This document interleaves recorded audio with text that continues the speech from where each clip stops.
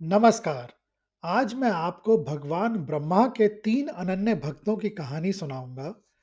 पहली कहानी है भक्त सुमेध की।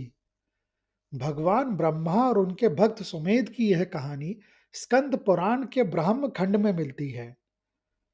प्राचीन काल में सुमेध नामक एक ब्राह्मण रहा करते थे।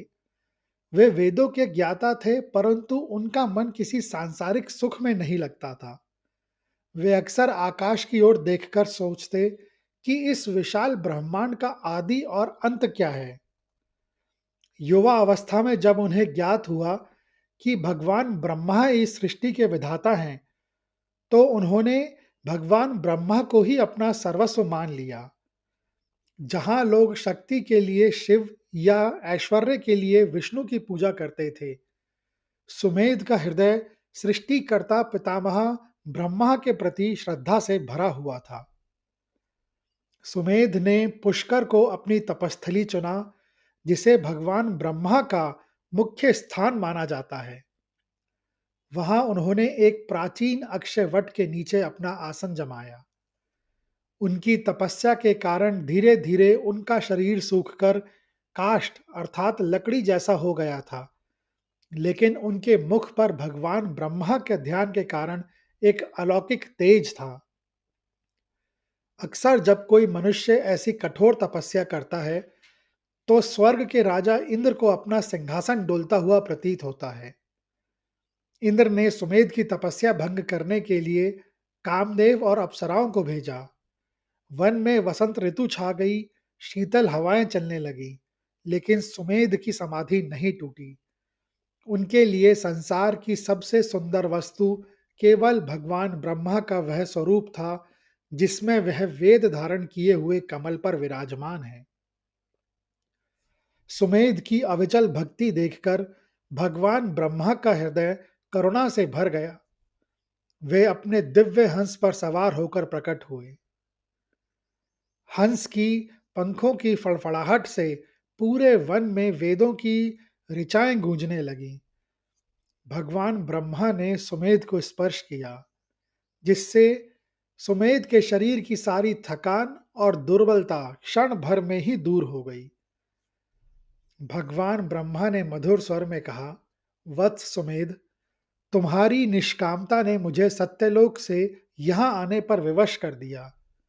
मांगो, तुम्हें क्या चाहिए।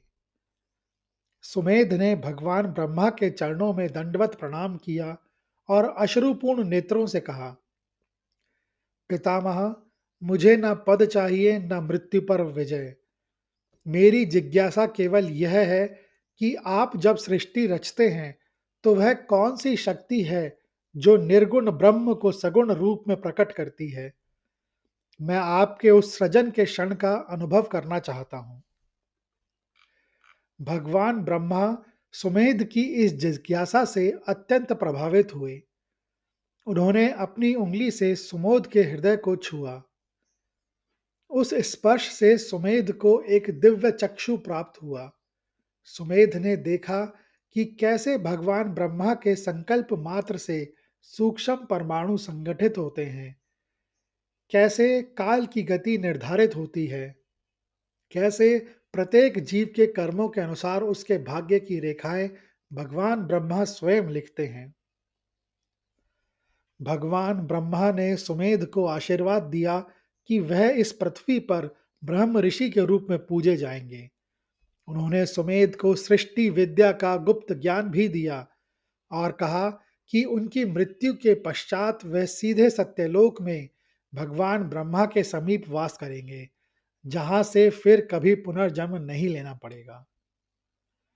भक्त सुमेध की यह कथा हमें सिखाती है कि भगवान ब्रह्मा केवल भाग्य विधाता ही नहीं है, बल्कि वे परम गुरु भी हैं। वे अपने भक्त को केवल भौतिक वस्तुएं ही नहीं देते, बल्कि उसे वह बोध देते हैं जिससे वह इस संसार के जाल को समझ सके। सुमेध की भक्ति यह सिखाती है कि ईश्वर से वस्तु नहीं, बल्कि ज्ञान मांगना ही सबसे बड़ी प्रार्थना है। अब मैं आपको दूसरी कहानी सुनाता हूँ। दूसरी कहानी है भक्त रत्न कीर्ति की। भगवान ब्रह्मा के परम भक्त रत्न कीर्ति की यह कथा पद्म पुराण के अंतर्गत भक्ति के उस स्वरूप को दर्शाती है जिसे अनन्य निष्ठा कहा जाता है। प्राचीन समय में रत्न कीर्ति नामक एक ब्राह्मण थे। वह वेदों के प्रकांड पंडित थे, लेकिन उनका जीवन अत्यंत अभावों और दरिद्रता में बीत रहा था। उनके पास ना रहने को उचित स्थान था और ना ही परिवार के लिए पर्याप्त भोजन। रत्न कीर्ति एक ऐसे विद्वान थे जिन्होंने अपनी पूरी आयु वेदों के अध्ययन में लगा दी थी। उनके पास अपार ज्ञान था, परंतु उनके प्रारब्ध अर्थात भाग्य में घोर दरिद्रता लिखी थी। वह एक टूटी-फूटी कुटिया में रहते थे और भिक्षा मांगकर अपना जीवन निर्वाह करते थे। समाज के लोग अक्सर रत्न कीर्ति का उपहास उड़ाते थे। वह कहते थे, तुम भगवान ब्रह्मा को क्यों पूजते हो? उन्होंने तो तुम्हारे भाग्य में केवल दुख ही दुख लिखा है। तुम लक्ष्मी या कुबेर की आराधना क्यों नहीं करते?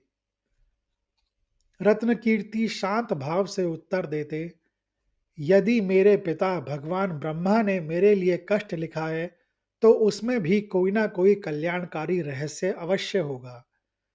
जिस हाथ ने कलम पकड़कर मेरा भाग्य लिखा है, वही हाथ यदि मेरी पीठ पर सांत्वना के लिए पड़ जाए, तो मुझे त्रिलोक का ऐश्वर्य नहीं चाहिए। एक समय ऐसा आया जब रत्न कीर्ति को कई दिनों तक भिक्षा में एक दाना भी प्राप्त नहीं हुआ। उनकी पत्नी और बच्चे भूख से व्याकुल थे। रत्न कीर्ति ने तब एक कठोर निर्णय लिया। वे निर्जन वन में चले गए और एक मिट्टी की वेदी बनाकर भगवान ब्रह्मा का ध्यान करने लगे। उन्होंने प्रतिज्ञा की, हे पितामह, यदि आपके द्वारा रचित इस संसार में एक ज्ञानी और कर्तव्यनिष्ठ व्यक्ति भूख से मरता है, तो यह आपकी रचना पर प्रश्न चिन्ह होगा। मैं तब तक जल भी ग्रहण नहीं करूंगा जब तक आप मुझे दर्शन नहीं दे देते। रत्न कीर्ति की प्रार्थना की तड़प सत्यलोक तक जा पहुंची। भगवान ब्रह्मा एक अत्यंत वृद्ध ब्राह्मण का वेश धरकर वहां पहुंचे। उन्होंने हाथ में एक जीर्ण कमल और पुरानी पोथियां ले रखी थीं। वे रत्न कीर्ति के समीप बैठकर बोले, वत्स, तुम व्यर्थ ही भगवान ब्रह्मा की पूजा कर रहे हो। वह तो निर्लिप्त देवता हैं। वे किसी की पुकार नहीं सुनते, वे केवल कर्मों का फल देते हैं। रत्न कीर्ति ने अत्यंत तर्कसंगत उत्तर दिया। वह बोले, महाराज, भगवान ब्रह्मा निर्लिप्त नहीं हैं। वे तो करुणा के सागर हैं। यदि एक कुम्हार अपने बनाए घड़े के टूटने पर दुखी हो सकता है, तो क्या चराचर जगत का रचयिता अपनी संतान को कष्ट में देखकर मौन रह सकता है? मेरा विश्वास उनके विधान पर नहीं, उनके प्रेम पर है।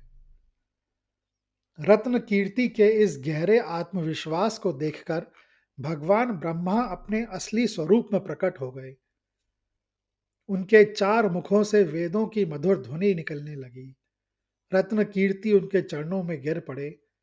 भगवान ब्रह्मा ने मंद मुस्कान के साथ कहा, पुत्र, तुम्हारे भाग्य में वास्तव में 12 वर्ष की घोर दरिद्रता शेष थी, परंतु तुम्हारे इस अनन्य भक्ति ने मुझे विवश कर दिया है। विधाता के लिखे को कोई मिटा नहीं सकता, परंतु विधाता स्वयं उसे बदल सकता है। भगवान ब्रह्मा ने रत्न कीर्ति के मस्तक को स्पर्श किया। पौराणिक मान्यता है कि उस स्पर्श मात्र से रत्न कीर्ति के ललाट पर लिखी दुख की रेखाएं सुख और सौभाग्य की रेखाओं में बदल गई।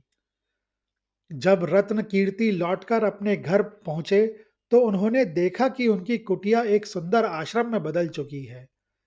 वहां पर्याप्त अन्न और धन था, परंतु रत्न कीर्ति को अब उन भौतिक वस्तुओं में कोई रुचि नहीं बची थी। उन्हें साक्षात परमपिता के दर्शन का जो सुख मिला था, वह सबसे बड़ा धन था। उन्होंने अपना शेष जीवन ब्रह्म चिंतन में बिताया और अंत में ब्रह्म पद प्राप्त किया।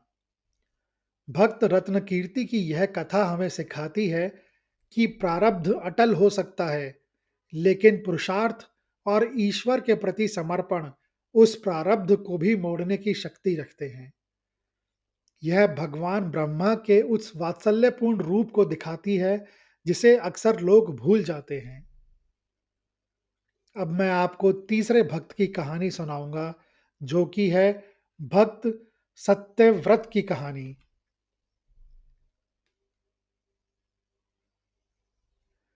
भगवान ब्रह्मा के परम भक्त सत्यव्रत की यह कथा पद्म पुराण के पाताल खंड में अत्यंत विस्तार से वर्णित है।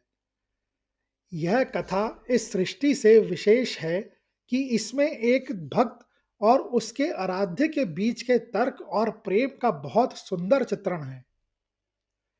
यह कहानी उस समय की है जब आर्यवर्त में ऋषियों की महान परंपराएं फल फूल रही थीं। हिमालय की तलहटी में गंगा के किनारे सप्तऋषि आश्रम के समीप एक छोटा सा ग्राम था। वहीं सत्यव्रत का जन्म एक सात्विक ब्राह्मण परिवार में हुआ। सत्यव्रत के पिता स्वयं एक महान वेद पाठी थे, परंतु सत्यव्रत बचपन से ही थोड़े भिन्न थे। जहां अन्य बालक वेदों के कठिन श्लोकों को रटने में लगते थे, सत्यव्रत घंटों चींटियों के अनुशासन, खिलते हुए फूलों की संरचना और आकाश के बादलों के बनते बिगड़ते रूपों को देखा करते थे। वे अक्सर अपनी माता से पूछते, माँ, यह सब सुंदर चित्रकारी किसने की है? वह महान कलाकार कहाँ हैं? उनकी माता कहती, पुत्र, वे विधाता हैं, भगवान ब्रह्मा। बस वहीं से सत्यव्रत के मन में भगवान ब्रह्मा के प्रति एक गहरा अनुराग उत्पन्न हो गया। सत्यव्रत एक ऐसे साधक थे जिन्होंने वेदों के कर्मकांड के स्थान पर ब्रह्म चिंतन को चुना था। वे अक्सर गंगा के तट पर बैठकर घंटों यह सोचते कि जिस विधाता ने गंगा की धारा बनाई, पहाड़ों को ऊंचाई दी और मनुष्यों के अंदर प्राण फूंके, वह स्वयं कैसा होगा। सत्यव्रत की साधना अन्य ऋषियों से भिन्न थी। वे किसी मंदिर में नहीं जाते थे, बल्कि वे स्वयं को एक ब्रह्मांड मानते थे। उन्होंने भगवान ब्रह्मा के चार मुखों को चार दिशाओं और चार वेदों का प्रतीक मानकर उनके भीतर जागृत किया। उनकी भक्ति का नियम था कि वे प्रत्येक जीव में भगवान ब्रह्मा की कला देखते थे। वे मौन रहकर केवल हम अर्थात हंस का बीज मंत्र का जाप करते थे। उन्होंने संकल्प लिया था कि वे तब तक अपनी आंखें पूरी तरह नहीं खोलेंगे जब तक उनके सामने स्वयं सृष्टिकर्ता प्रकट ना हो जाएं। सत्यव्रत ने अपनी पूरी आयु भगवान ब्रह्मा के हंस मंत्र और सावित्री के ध्यान में लगा दी थी। उनके मन में एक अनूठी इच्छा जागी। वे चाहते थे कि वे जीवित रहते हुए ही सत्यलोक अर्थात भगवान ब्रह्मा का निवास स्थान, वहां के दर्शन करें और वहां की शांति का अनुभव करें। यह एक बहुत ही कठिन इच्छा थी, क्योंकि सत्यलोक केवल उन आत्माओं के लिए सुलभ है जिन्होंने कल्पों तक पुण्य किए हों या जिनका पुनर्जन्म समाप्त होने वाला है। सत्यव्रत के तपोबल से जब स्वर्ग का वातावरण ही बदलने लगा, तो इंद्र भयभीत होकर भगवान ब्रह्मा के पास पहुंचे। इंद्र ने कहा, प्रभु, यह मनुष्य सत्यलोक पाना चाहता है, क्या यह नियमों के विरुद्ध नहीं है? भगवान ब्रह्मा ने मंद मुस्कान के साथ उत्तर दिया, इंद्र, तुम सत्ता के लिए डरते हो, लेकिन सत्यव्रत पद नहीं प्रेम चाहता है। जो मुझे प्रेम करता है, उसके लिए मेरे लोक के द्वार सदैव खुले हैं। नियमों की मर्यादा भक्तों के लिए नहीं, अहंकारियों के लिए होती है। सत्यव्रत की परीक्षा लेने के लिए भगवान ब्रह्मा एक वृद्ध ब्राह्मण के रूप में आए, जिनके हाथ कांप रहे थे। उन्होंने सत्यव्रत से पूछा, तुम व्यर्थ समय क्यों गवा रहे हो? भगवान ब्रह्मा तो निर्गुण है, वे इस धूल भरी पृथ्वी पर क्यों ही आएंगे? तुम भगवान विष्णु या भगवान शिव की पूजा करो, वे जल्दी प्रसन्न होते हैं। सत्यव्रत ने बिना आंखें खोले ही उत्तर दिया, ब्राह्मण देवता, यदि पिता अपनी संतान के पास नहीं आएगा, तो संतान कहाँ जाएगी? यदि वे नहीं आते, तो इसका अर्थ है कि मेरी पुकार में अभी कमी है। मैं अनंत काल तक प्रतीक्षा करूंगा, क्योंकि सृजन करने वाले के पास धैर्य भी अनंत ही होगा। सत्यव्रत की अड़िग निष्ठा देखकर भगवान ब्रह्मा अपने चतुर्मुख स्वरूप में प्रकट हुए। उनके चारों मुखों में एक साथ ओम की ध्वनि गूंज उठी। भगवान ब्रह्मा ने सत्यव्रत के मस्तक को छुआ। उस स्पर्श से सत्यव्रत का वृद्धावस्था से जर्जर शरीर स्वर्ण के समान चमकने लगा। भगवान ब्रह्मा ने कहा, वत्स, तुम्हारी इच्छा पूर्ण हुई। चलो, मैं तुम्हें वह स्थान दिखाता हूं जहां से यह सृष्टि संकल्पित होती है। भगवान ब्रह्मा ने सत्यव्रत को अपने दिव्य हंस पर बिठाया। यह पहला अवसर था जब कोई मनुष्य अपने शरीर के साथ लोक अर्थात पृथ्वी के पार भुवलोक, स्वर्गलोक, महलोक, जनलोक, तपलोक को लांघते हुए सत्यलोक पहुंचा। वहां सत्यव्रत ने देखा, वहां ना तो दुख था, ना समय की मार। वहां साक्षात सरस्वती ज्ञान के रूप में बह रही थी। वहां के निवासी केवल ब्रह्म सुख में लीन थे। भगवान ब्रह्मा ने उन्हें वहां कुछ समय रखा और फिर उन्हें पृथ्वी पर वापस भेजकर यह वरदान दिया कि जब ब्रह्म तुल्य हो गए हैं, मृत्यु के पश्चात वे स्थायी रूप से भगवान ब्रह्मा के पार्षदों में सम्मिलित होंगे। सत्यव्रत की कथा यह सिद्ध करती है कि भगवान ब्रह्मा का सत्यलोक केवल मृत्यु के बाद का स्थान नहीं है, बल्कि वह उच्च चेतना की एक स्थिति है जिसे सच्ची भक्ति से इसी जीवन में प्राप्त किया जा सकता है। यह कथा हमें इंतजार और भरोसे की शक्ति सिखाती है। यह कहानियाँ सुनने के लिए धन्यवाद। अगर आपको यह कहानियाँ अच्छी लगी हों, तो कृपया इस वीडियो को ज़्यादा से ज़्यादा लोगों के साथ शेयर करें, लाइक करें और चैनल को सब्सक्राइब करें। कमेंट्स बॉक्स में लिखें, ओम ब्रह्माय नमः।